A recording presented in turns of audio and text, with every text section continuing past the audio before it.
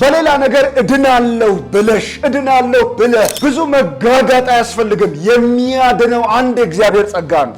ይሄ ጸጋ የተሸሸገ አይደለም።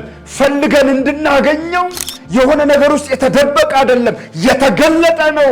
ክብር ለጌታ ይሁን። የተገለጠ ማነው? እሱ የምንጠብቀው ተስፋ ማነው? እሱ ብሩኩ ተስፋ፣ እሱ መድኃኒታችን ነው። ስሙ ኢየሱስ ክርስቶስ ነው። ምን አደረገ? ነፍሱን ሰጠ። እንዴት አድርጎ ነፍሱን ሰጠ? ከአመፅ እንዲቤዠን። ከአመፅ ሊቤዥሽ የሚችል ሌላ አካል አለ? የለም። መልአክ ከአመፅ አልተቤዠንም። ጻድቃን ከአመፅ አልተቤዡንም። ቅዱሳን ሰዎች ከአመፅ አልተቤዡንም። የምንጠላላ በክፋት ውስጥ ያለን ምቀኞች የነበርንነን። ይሄንን ጌታ ያውቀዋል። ምን አዳነን? መንፈሳዊ ዝንባሌያችን አይደለም ያዳነን። እንደ ምሕረቱ መጠን ለአዲስ ልደት በሚሆነው መታጠብና በመንፈስ ቅዱስ በመታደስ አዳነን። ሕግ ያድናል አያድን የሚባል ነገር የለም። እሱ ላይ ክርክር ውስጥ አንገባም። ለምሳሌ ሕግ በሙሴ ተሰጥቶ ነበር፣ ጸጋስ በክርስቶስ። አሁን በክርስቶስ ኢየሱስ ያሉ ክርስቲያኖች ማውራት ያለባቸው ክርስቶስ ኢየሱስ ይዞ ስለተገለጠው ጸጋ እንጂ በሙሴ ስለመጣው ሕግ አይደለም።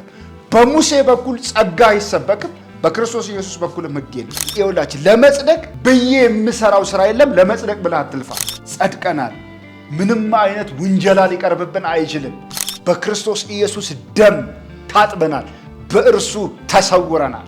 ሕይወታችን የሆነ ክርስቶስ እሱ ሲገለጥ አብረን እንገለጣለን። በሰማያዊ ስፍራ በእግዚአብሔር ቀኝ ተቀምጠናል።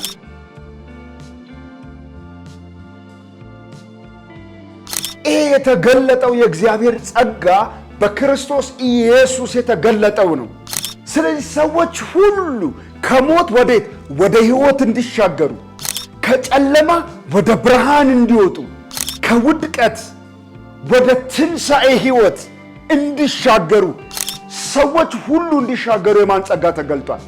የእግዚአብሔር ጸጋ ተገልጧል። ለማን ልዘምር ትችላለህ? ለእሱ ብቻ ነዋ። ትቀልዳለህ እንዴ?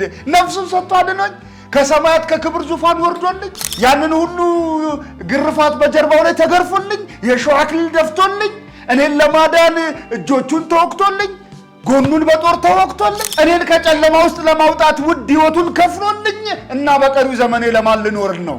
እንዳለ ጌታዬ ነዋ። ነገር ግን የእግዚአብሔር ቸርነትና ሰውን መውደዱ ሲገለጥ መድኃኒቴ ኢየሱስ ስለ ኃጢአቴ በቀራንዮ መስቀል ላይ ሞተ። የእኔን ዕዳ ሁሉ ተሸከመው። እግዚአብሔርም የእኔን በደል በርሱ ላይ አኖረው። እሱ ተጨነቀ፣ ተሰቃየ፣ አፉን አልከፈተም። ለመታረድ እንደሚነዳ ጠቦት በሸላቾቹ ፊት ዝም እንደሚል በግ አፉን አልከፈተም።